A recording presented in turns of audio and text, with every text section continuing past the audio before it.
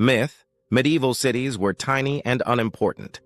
When people imagine medieval cities, they picture cramped villages, a few wooden houses, muddy streets, a church at the center, and little else. The Middle Ages are often described as rural, backward, and empty. Cities are treated as afterthoughts, small places with no real influence on history. That image feels logical. It is also deeply misleading. Today we challenge the myth that medieval cities were tiny and unimportant and uncover why urban life mattered far more than most people realize. Section 1. Why the myth sounds reasonable. Most medieval people did live in the countryside. Farming dominated daily life. Villages were everywhere. Fields stretched farther than streets. Compared to modern megacities, medieval cities do look small. Even the largest rarely reach the population of a modern suburb. Add to this the absence of skyscrapers, modern infrastructure, and industrial sprawl, and it becomes easy to assume medieval cities barely mattered. But importance is not measured by size alone. Section 2. What medieval cities actually looked like. By medieval standards, cities could be enormous. Places like Paris, London, and Venice housed tens of thousands of people. Some exceeded 100,000 at their peak. These were dense environments, narrow streets, multi-story buildings, constant movement, noise, smell, trade. Medieval cities were packed because walls limited expansion. Growth went upward rather than outward. This made cities feel crowded, busy, and intense. They were anything but quiet villages. Section 3. Centers of trade and wealth. Cities were engines of the medieval economy. Merchants gathered there. Guilds formed there. Markets operated daily. Long-distance trade routes met inside city walls. A city connected farmers to regional markets and regional markets to international trade. Wool from England moved through cities. Spices from the east passed through ports.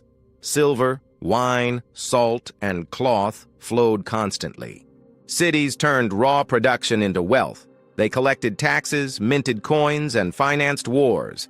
Without cities, medieval kingdoms could not function. Section 4. Political power and autonomy. Many medieval cities were politically powerful. Some governed themselves through councils and charters. Others answered directly to kings or emperors. Some functioned as near-independent states. Urban elites negotiated privileges. They raised militias. They defended their walls. They loaned money to rulers who desperately needed cash. Kings did not ignore cities. They depended on them. When cities rebelled, monarchs took notice fast. Section 5. Culture, knowledge, and innovation. Cities were centers of culture. Universities formed in urban spaces. Legal systems developed there.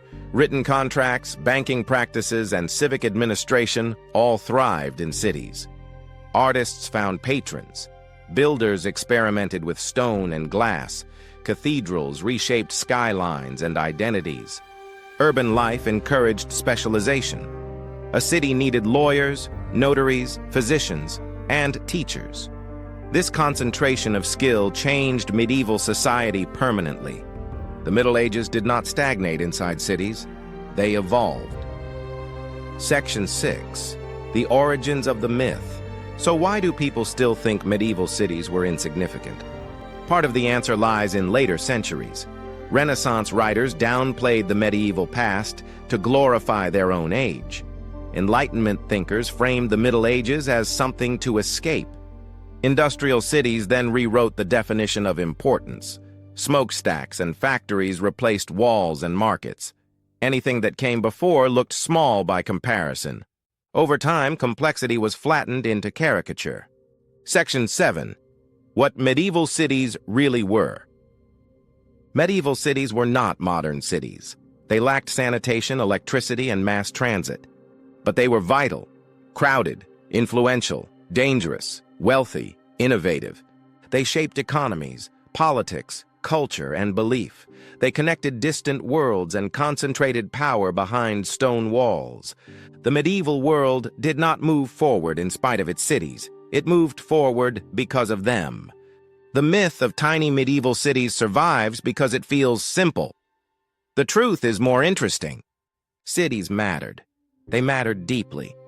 If you enjoy calm myth-busting like this, like the video, subscribe to TorchLit History, and comment with another medieval myth you want explored. History deserves better than easy assumptions.